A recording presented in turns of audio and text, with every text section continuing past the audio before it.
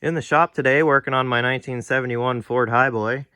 I've got the carburetor pulled off of it right now. Gonna make some tweaks and improvements to that to solve some runnability issues I've got going on.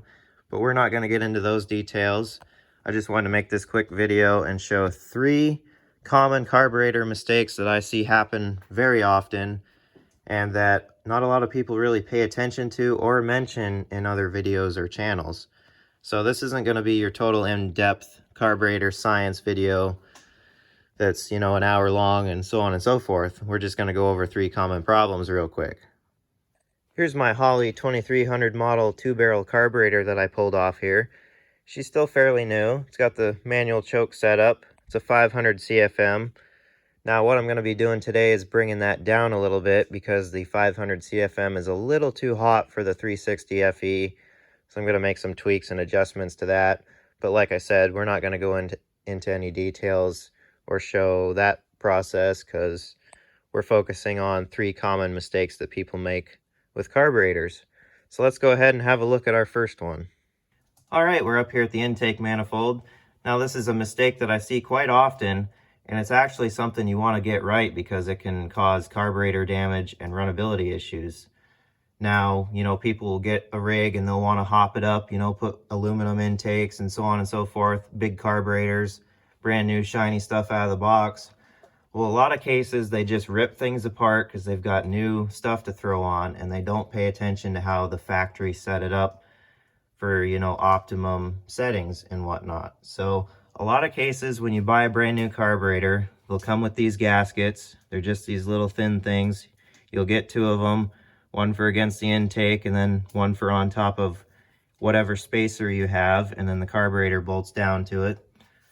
But actually that's a big thing because most carburetors or carburetor rebuild kits don't come with the proper stuff, and whether it be because they're just too cheap to do it nowadays or they overlook it themselves, who knows. But in a lot of cases the factory had these. Now this is a thick isolator and it's kind of a composite, type thing. But, whenever you get a spacer, whatnot, or you're running an original spacer, this is an aftermarket one that I put on to get rid of the EGR valve in the original Ford 2-barrel spacer.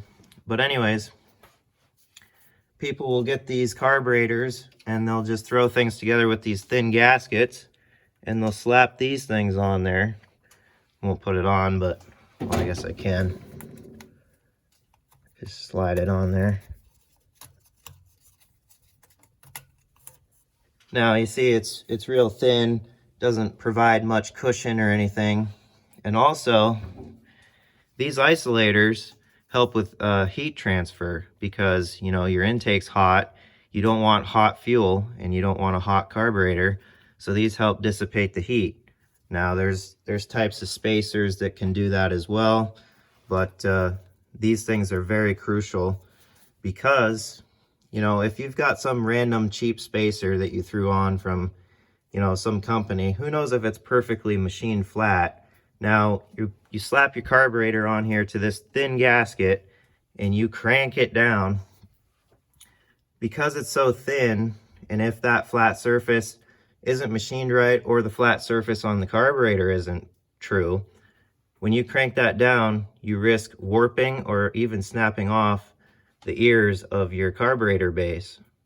So when you use this thick isolator that they actually gave these things from the factory, you're less likely to warp anything because of the thickness, they'll just, kind of cushion into it. As you can see, it's got an imprint already from when I bolted mine down, and you're less likely to warp or crack anything. And then, of course, if you run these thin gaskets and everything seems fine, of course, it's not much insulation, you could then again warp something on the carburetor.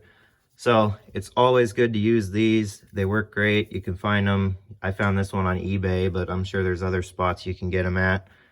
Now, another thing, when you use these thin gaskets, if surfaces are not true, yet again, that's very thin and your carburetor can develop a vacuum leak at the base. You could be getting air in anywhere around here because if it's not thick enough to make a good seal, like this is, then you're going to get a vacuum leak, and then you're going to be driving yourself crazy because why can't I find this vacuum leak? And that leads to, you know, spraying carb cleaner or ether around the base, and then you listen to the RPMs go up and there's your vacuum leak. But anyways, just something to pay attention to. But anyways, that's our most critical thing we're going to talk about today. Make sure you pay attention to, you know, what things have when you take them apart, and don't always trust what these companies give you with a brand new part either. Do your research, pay attention. It'll really help you out in the long run. Common mistake number 2, we're still focusing on carburetor mounting. Yet again, something I see a lot of, and I see a lot of people make the mistake. When they mount their carburetor down, they just, you know, throw a nut on and then crank it down. Well, these are soft, and when you crank that nut down, like so, you know, of course, a nut, it's got sharp points on it. That'll just start chewing up your carburetor, and who wants to do that to a brand new, you know, Holly or Edelbrock or whatever you got that you want to put on your ride and, you know, really improve things and show off. So it's really common that people do that. Now, what I like to do is take a flat washer, throw that on there. And another common thing people don't do, they don't use lock washers. Now, even if you use a flat washer, you throw a nut on that, bolt it down, an engine vibrates. No matter how good your motor mounts are, it's always going to vibrate. So over time, they'll vibrate.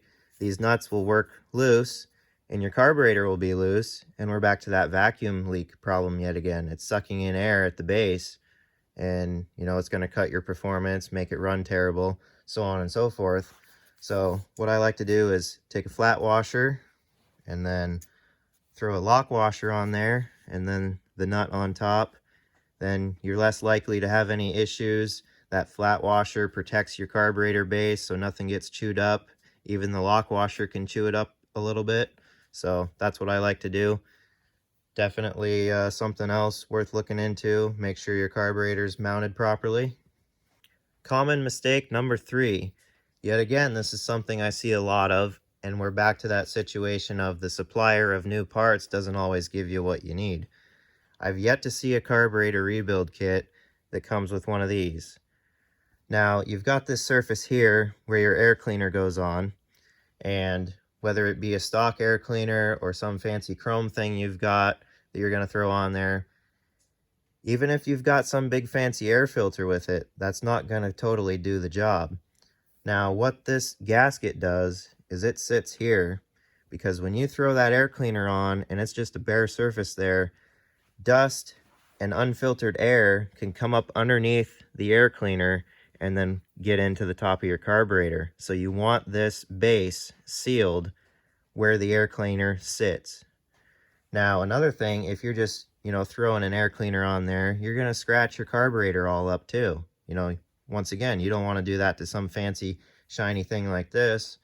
So make sure you always have an air cleaner gasket and throw it on. A lot of cases, they get old and they'll stick to your air cleaner when you pull it off, and sometimes you won't even see it and it'll fall off at some point. Or a lot of cases, they'll split somewhere when they get old and then they'll just kind of fall out everywhere. So always make sure you have one, and always make sure you check it to see if it's still giving a proper seal.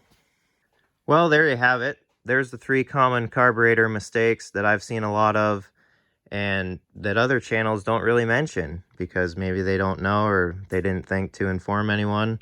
So hopefully this video helps at least a couple people out, and it'll really solve some headaches once you start doing these things, especially the base gasket situation. But all 3 are very critical in making sure a carburetor operates quickly. A lot of people like to give the carburetor system a thumbs down and, oh, fuel injection's better. Well, know how to work on them and know how they operate properly, and they'll work just fine.